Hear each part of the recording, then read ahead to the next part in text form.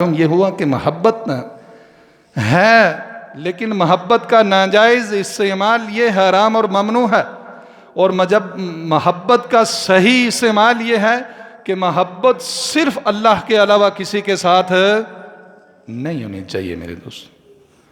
ہاں، بلکہ یہاں تک فرمایا کہ یہ شرک ہے، شرک۔ یہ دیکھیں نا، کسی کے ساتھ اتنا دل لگا لینا،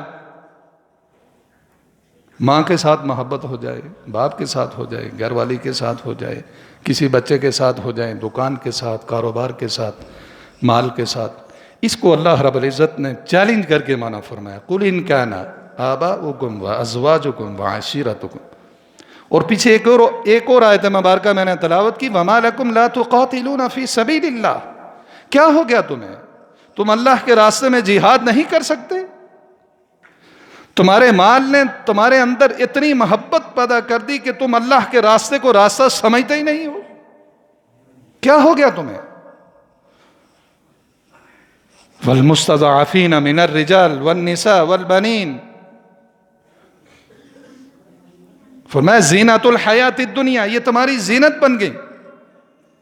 تم نے اتنی ان چیزوں کے ساتھ محبت اور دل لگی اور دل کو لگا لیا کہ اب جب جہاد کا حکم آئے تو تم کھسر پھسر شروع کر دیتے ہو۔ بھائی تمہارے اندر اتنی طاقت اور اتنی وہ پاور اس محبت اور مال کی محبت اور چیزوں کی محبت میں نہیں چھوڑی کہ اگر کہا جائے کہ بھائی جہاد کی جو پالیسی آپ کے علماء نے جو اس وقت کے ذمہ دار ہیں انہوں نے یہ بیان کی کہ بھائی ہم انشاءاللہ العزیز وہاں اگر جا نہیں سکتے تو یہاں فکر تو رکھیں۔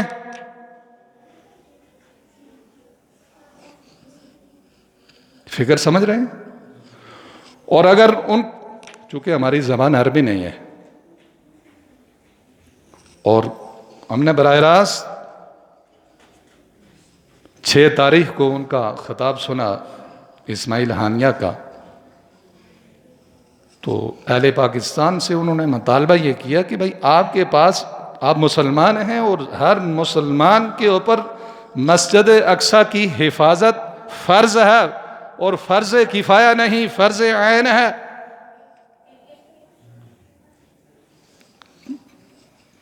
تو ہمیں اور ہمارے اس وقت کے نوجوان یا جو ہم اس وقت ہمارا معاشرہ پری بات کیا پتہ، اس کو پتہ بھی ہے یا مسجد اقصی ہے کس طرف۔ یہ ہے مال کی محبت، دنیا کی محبت۔ مسجد اقصی کیا ہے جی؟ یہ ہمارا، بھائی وہ بچوں آگے آ جاؤ، آگے آ جاؤ، یہ پیچھے جو بچے بیٹھے ہوئے آگے تشریف لیں، آگے آ جاؤ۔ آج آپ سے بڑی خاص باتیں کرنی ہیں۔ آج ہم نے جہاد کی پالیسی آپ کو سمجھانی ہے۔ یہ آیت مبارکہ میں نے اسی لیے تلاوت فرمائی ہے۔ مسجد اقصی قبلہ اول ہے، تمام انبیاء کی آماج گاہ ہے، جا ہے۔ حضور صلی اللہ علیہ وسلم سب سے پہلے مسجد اقصی کے اندر تشریف لائے تھے، یہاں سے تحویل قبلہ کا حکم ہوا نا، یہاں سے قبلہ کی تحویل ہوئی، رکوع کے اندر حکم ہوا فَسَمَّ وَجْهُ اللَّهِ، پورا ایک سپارہ سَيَقُولُ السُّفَهَاءُ مِنَ النَّاسِ مَا وَلَّاهُمْ عَنْ قِبْلَتِهِمُ الَّتِي۔ تو مسجد اقصی اس کے وجود کو سمجھنا اور اس کی حفاظت کے لیے جتنی سبحان الذی اسری بعبدہ لیلا من المسجد الاقصی، اللہ خود فرما رہے ہیں پاک ہے وہ ذات، اسری بعبدہ لیلا من المسجد، یہاں حضور صلی اللہ علیہ وسلم کے معراج کا ذکر کیا اور مسجد اقصی کا سب سے پہلے ذکر کیا، فرمایا کہ بارکنا حولہ لنریہ من آیاتنا، بابرکت ہیں وہ لوگ اور قیامت تک بابرکت ہیں وہ لوگ جو اس کی حفاظت کرتے ہیں، جو اس کے لیے سوچتے ہیں، جو اس کے لیے برسر پیکار ہیں، سیسا پیلائی دیوار ہیں۔ ان مجاہدین کے ساتھ شامل ہونا چاہتے ہو؟ جی نوجوانوں، اگر شامل نہیں ہیں تو دوسرا طائفہ، دیکھیں دو گروہ ہر زمانے میں، دو طاقتیں ہر زمانے میں آتی رہی ہیں. ایک تو دیکھو فرعونی طاقت تھی، میرے ساتھ رہیے گا، اور ایک اس کے مقابلے میں، فرعون کے مقابلے میں کون سے پیغمبر آئے تھے بھائی؟ شاباش، موسیٰ علیہ السلام. اور حضور صلی اللہ علیہ وسلم نے تو، حضور صلی اللہ علیہ وسلم کے مقابلے میں کون آئے؟ بڑے بڑے سردار جو فرعون سے بھی آگے نکل گئے تھے. اس لیے حضور نے فرمایا یہ ابو جہل ہے، جہالت والوں کا بھی باپ ہے یہ. تو ہر زمانے میں جاء الحق وزہق الباطل ان الباطل کان زہوقا، اللہ نے انجام بھی بتلا دیا. اس لیے مسلمانوں مایوسی نہ پیدا کرنا. باطل کا جو نظام ہے یہ تھوڑے دن سر اٹھاتا ہے اور بعد میں پتہ ہی نہیں چلتا، کھائی ہوئی وہ جو بوس ہوتا ہے، کھایا ہوا بوس اس کی طرح ہو جاتا ہے. اللہ کے نظام کو سمجھنا پڑے گا میرے دوستو. اور ہمیں کیا کرنا ہوگا اس زمانے کے اندر؟ یہ بالکل آخری زمانہ ہے، اب انتظار کی گھڑیاں ختم. یہ مت سوچے کوئی کہ مجھے وقت ملے گا یا میں انشاءاللہ یہ کروں گا یا میں انشاءاللہ 30 سال کے بعد یا 40 سال کے بعد ایک سفید کرتا سلواؤں گا اور شیروانی اوپر چڑھاؤں گا اور پھر ٹوپی سلواؤں گا، اس وقت تک میں سب کچھ کرتا رہوں.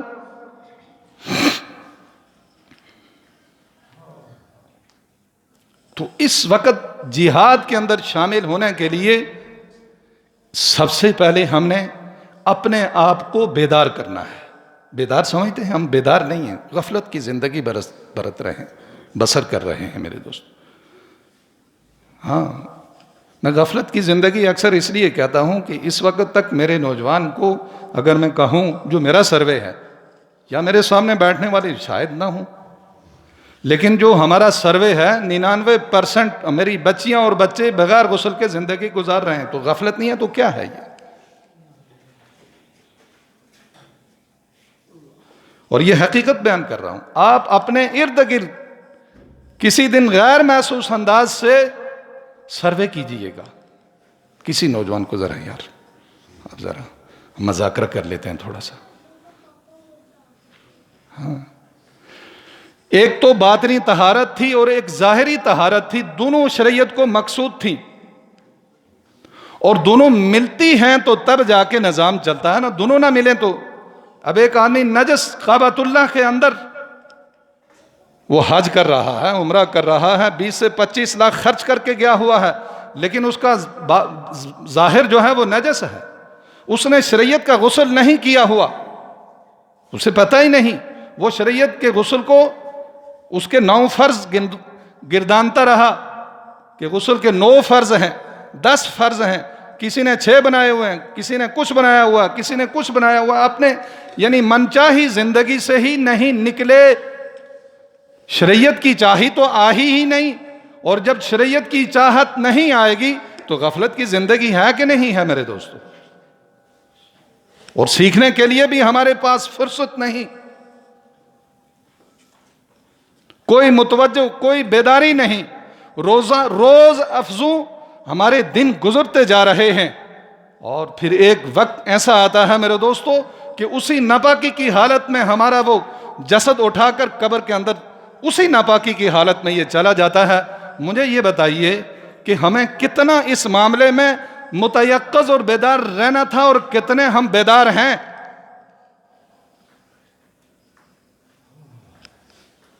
اس حالت میں تو سب سے پہلے جہاد بن نفس کر کے مسودیں آج بری ہونی چاہیے. یہ قرب قیامت ہے. یہ جو حالات، یہ جو لمحات آپ سے گزر رہے ہیں، چھوٹا بھی سن لے بڑا بھی سن لے، یہ معمولی نہیں ہے. جو ہم زندہ ہیں، اللہ نے ہمیں ایک چانس دے رکھا ہے. چانس سے مراد یہ ہے کہ ہم ظاہری اور باطنی طہارت کو اور شریعت کے احکامات کو بجا لا کر بڑی فکر مندی کے ساتھ میرے دوستو ہم تیاری کریں، اور تیاری کرنے کے بعد امام مہدی علیہ الرضوان کے لشکر کے اندر شامل ہونے کی سعی اور کوشش کریں. اور وہ شامل ہوگا جو تنہائیوں میں اللہ سے مانگے کہ یا اللہ کہیں میری موت نفاق اور اس پر فتن دور کے اندر کہیں میں منافق، کہیں میں مشرک، کہیں میں یہودی، کہیں میں عیسائی نہ مر جاؤں، بدھسٹ نہ مر جاؤں، کسی ایسے مذہب کے اوپر، کفر کے اوپر نہ مر جاؤں کہ کل قیامت کے دن مجھے کف افسوس اور حسرت اور افسوس کے سوا کچھ بھی نہ ہو، میری ناکامی ہی ناکامی ہو۔ یہ وہ وقت ہے میرے دوستو۔ دیکھیں میں اس لیے کہہ رہا ہوں کہ ابھی تک ہم سے پاپڑ نہیں چھوٹے، پاپڑ نہیں چھوڑ رہے ہم، وہاں جا کے کیا جہاد کریں گے؟ اور آگے سے جو عوام جواب کیا ہے؟ اصل جی وہ سارے 2 نمبر کیا؟ ارے تیرا ایمان 1 نمبر ہے، 1 نمبر ایمان والا تو وہ احساس کرے گا کہ اس پاپڑ سے، اسرائیل کی اس چیز سے جو میں 10 روپے مسلمان بھائی کے مارنے کے لیے دے رہا ہوں، اس کی ایمان کی اندر کی غیرت یہ کہے گی۔ اور الحمدللہ ثم الحمدللہ ایک خوشخبری بھی سنا دوں، میں اکثر چونکہ مالوں کے اوپر ہم جاتے ہیں اور ہماری چونکہ یہ تحریک مسلسل اس جنگ کا حصہ ہم اپنے ساتھیوں کو بنا رہے ہیں ترغیب دے کر، لیکن کئی مالوں کے اوپر گیا، جیسے مدینہ کیش اینڈ کیری ہے یا سی مارٹ ہے یا وہ امتیاز کیش اینڈ کیری ہے۔ امتیاز کیش اینڈ کیری نے تو بڑی قربانی دی۔ وہاں بھی میں نے دیکھا کہ چونکہ وہ جو سرف تھا جو 500 روپے والا پیکٹ وہ سستا ہو کے 300 پہ آیا ہوا، تو ہماری مستورات یا ہمارے بچے وہاں جا کے پاکستانی سرف کو تلاش کرتے ہیں، اور پتہ بھی ہے ان کو کہ ہمارے سرف کا حال کچھ نہیں، ہمارے صابن کا حال کچھ نہیں، لیکن استعمال یہ کریں گے، ہمارا پیسہ انشاءاللہ آئندہ نہیں جائے گا۔ اور یہ سوشل اور معاشی بائیکاٹ ہے، اس کی وجہ سے گھٹنے ٹیکنے کے اوپر مجبور ہو گئے وہ، اور انشاءاللہ وہ دن دور نہیں کہ وہ بھیک مانگے گے مسلمانوں سے۔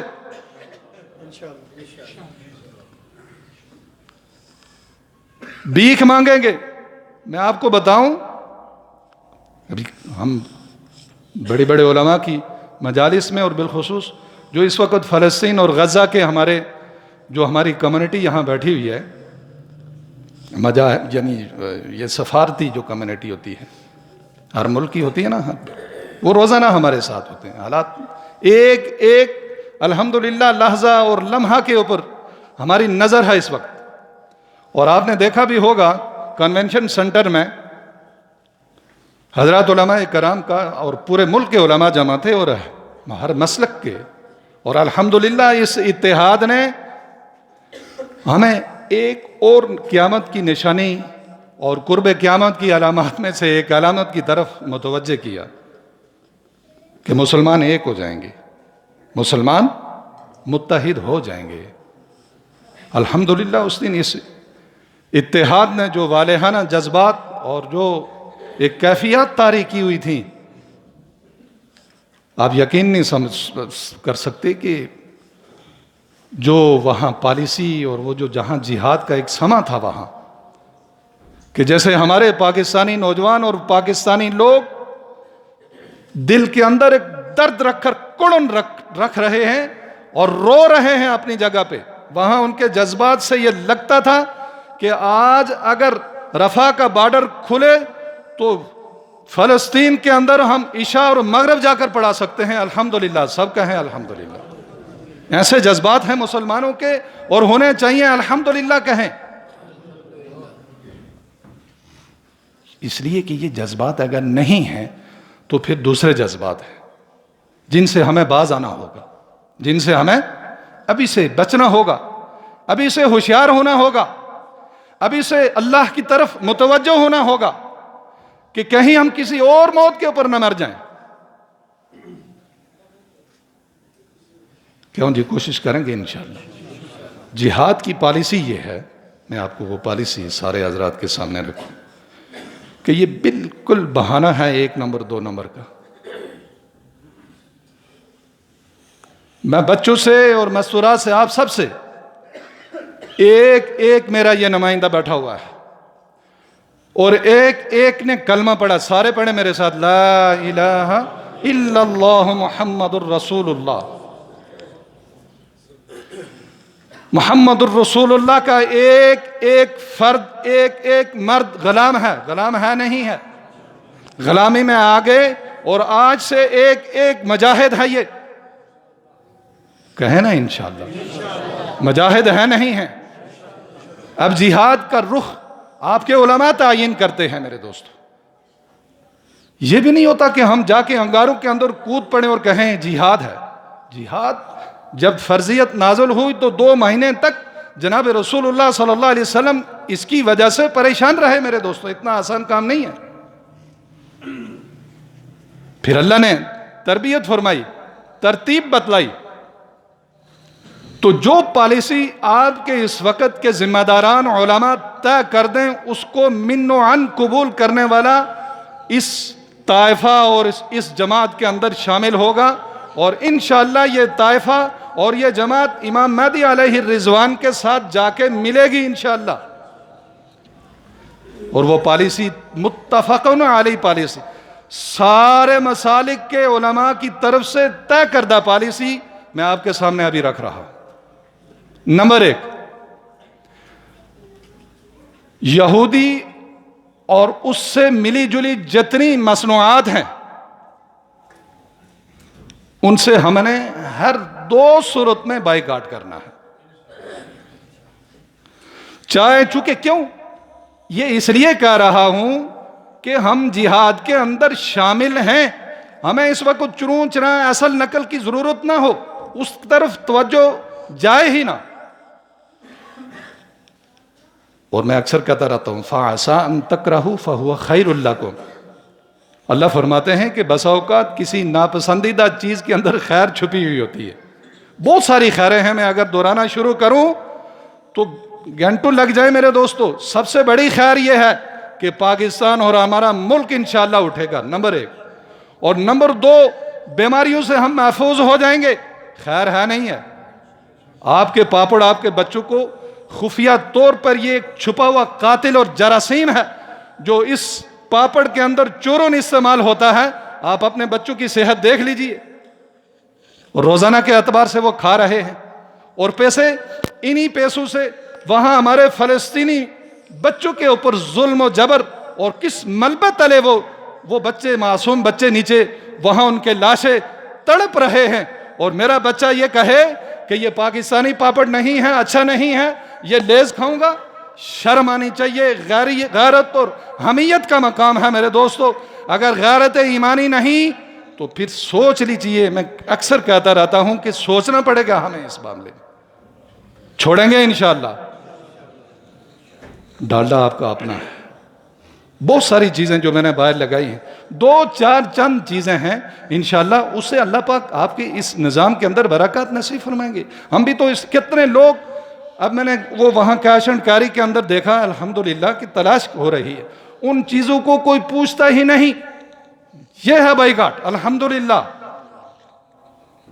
اور مزید نمبر 2، ہر چوک اور چوراہے کے اندر اسرائیل مرد آباد کے نعرے لگانے ہیں۔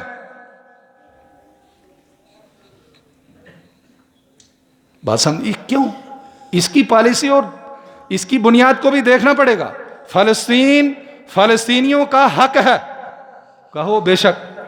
فلسطین فلسطینیوں کا حق ہے، بنیادی حق ہے، اور یہ لے پالک، اور قائد اعظم نے کہا تھا نا کہ یہ ناجائز بچہ ہے، اور اکثر علماء کہتے رہے یہ ناجائز بچہ ہے۔ اس ناجائز بچے کو آپ پال رہے ہو، اور پوری دنیا اور عالمی اسٹیبلشمنٹ نے مل کے اس ناجائز بچے کو پالا۔ آج وہ آستین کا سانپ بن کر سب کو سونگ رہا ہے، نہیں سونگ رہا، پوری دنیا کے اندر وہ آستین کا سانپ موجود ہے۔ تو جب ہم نفرت کریں گے انشاءاللہ العزیز، فلسطین والوں کا ساتھ، اور معاشی اعتبار سے، معاشرتی اعتبار سے اور ذہنی اعتبار سے یہ ساتھ ہوگا ان کا، ان کے ساتھ کھڑے ہوں گے ہم، اس لیے کہ وہ اپنے حق کی جنگ لڑ رہے ہیں، اور یہ ابھی انہوں نے نہیں شروع کی تھی، 50 سال سے لڑ رہے ہیں۔ اس لیے بعض لوگوں کے ذہن میں ہے جی ان کو کیا لگا تھا ان کے ساتھ چھڑنے۔ وہ اسماعیل ہانیہ صاحب کہنے لگے کہ ہمیں تو اجازت لے کر وہ بوٹوں والے اجازت دیتے تو مسجد اقصیٰ کے اندر نماز پڑھنے کے لیے جاتے تھے. اب تو انہوں نے اندرونہ خانہ ہمارے اوپر پابندی لگا دی تھی کہ 25 دن 26 دن تک یہاں نظر نہ آئیں، اذان نہیں دینی. تو مسجد اقصیٰ کی حفاظت تو بارکنا حولہ لنریہ من آیاتنا، ان کی ذمہ فرض عین ہو گئی تھی. وہ نہ اٹھتے تو کون اٹھتے؟ پھر قریب والے مسلمان، پھر اس سے قریب والے. ہمارے ہاں پاکستان کے مسلمانوں کے لیے یہ پالیسی ہے کہ وہ ایک تو مکمل طور پر اسرائیل کا مصنوعات سے بائیکاٹ کیا جائے، تاکہ ان کو معاشی جو ضرب لگی ہے بہترین ضرب لگی ہے، اور کل یہ سارا کا سارا ڈھانچہ انشاءاللہ بالکل تباہ ہو کر ہمارے قدموں میں آئے گا. اللہ پاک ہمیں، چونکہ ہمارا وقت پورا ہو گیا، توفیق عمل نصیب فرمائے.